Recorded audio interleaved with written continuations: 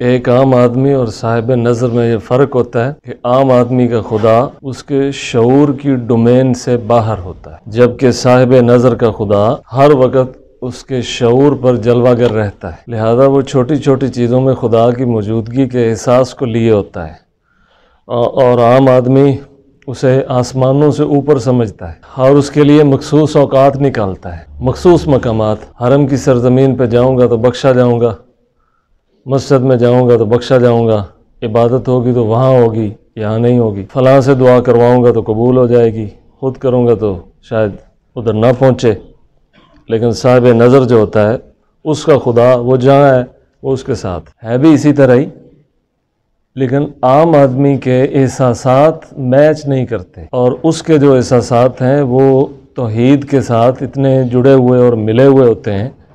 کہ اس کے لیے اس احساس کے بغیر زندگی ہی نہیں ہوتی، لحظہ ہی نہیں ہوتا، وقت ہی نہیں ہوتا۔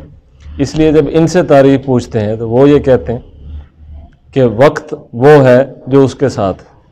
اور جو اس کے ساتھ نہیں ہے وہ سب غفلت، وہ وقت ہے ہی نہیں۔ ان سے جب کوئی پوچھتا ہے کیف حالک، کیا حال ہے آپ کا، تو اگر ان کا حال فطرت کے ساتھ صحیح ہے تو وہ کہیں گے کہ حال ہی طیب، اچھا ہے، اور اگر فطرت کے ساتھ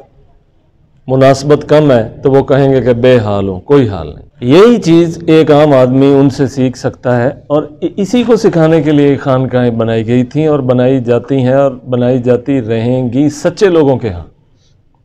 اور جو ان کے کاپی پیسٹ کریں گے، جو اس کی مثل کھڑا کریں گے، جن کے پاس حقیقت نہیں ہوگی تو پھر لفاظی رہ جائے گی، معانی اڑ جائیں گے، جیسا کہ اس دور میں ہو گیا ہے۔ اسی بات سے حضرت مجدد الفسانی شیخ اکبر محی الدین ابن عربی کا تذکرہ کرتے ہیں، ان کی فلسفی کا وحدت الوجود کا، اور کرتے کرتے پھر آخر میں آگے جا کے فرماتے ہیں کہ ہماری طریقت جو ہے یہ جبہ کبہ شجرہ نہیں ہے، ہماری طریقت سیکھنا اور سکھانا ہے۔ یہ جبہ کبہ شجرہ ختم صلات، یہ ساری اضافی باتیں ہیں جو ساتھ جڑی ہوئی ہیں، ہمارے مقاصد نہیں ہیں۔ فرق، بڑا فرق ہے کہ ایک آدمی خدا کے پاس پہنچ کر سجدہ کر لے، حالانکہ وہ اس کے پاس ہے، تو جب وہ سجدہ کرتا ہے تو سجدے میں وہ اسے غائب مانتا ہے، جبکہ وہ آدمی اپنے پورے وجود کے ساتھ خود حاضر ہے۔ تو اب خدا کہاں ہے؟ ایک آدمی جب سجدہ کرتا ہے تو وہ کہتا ہے اللہ اکبر، تو اس کے ہاں اللہ کہاں ہے؟ اس وقت جب وہ کہہ رہا ہوتا ہے کہ اللہ اکبر، تو اللہ کہاں ہے؟ مطلب اس کو وہ موجود کہاں مانتا ہے۔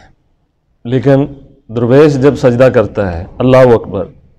تو اس کے ہاں دوری اور قرب دونوں نشان ختم ہو جاتے ہیں، کیونکہ وہ اللہ اس کی شارک کے قریب اسے محسوس ہوتا ہے، اس لیے اس کے لیے نہ دوری ہے نہ قرب ہے۔ لہٰذا سجدہ یقیناً وہ فعل ہے کہ جو سب سے قریب ہے، کہ اس میں پھر کوئی دوسری چیز مخل نہیں ہوتی، لیکن صاحب نظر جو ہے وہ سجدے کی حالت میں نہ بھی ہو تو سجدے میں ہے، کیونکہ جو احساس ایک عام آدمی کو سجدے میں ہونا ہے وہ اسے سجدے کے بغیر بھی ہوتا رہتا ہے۔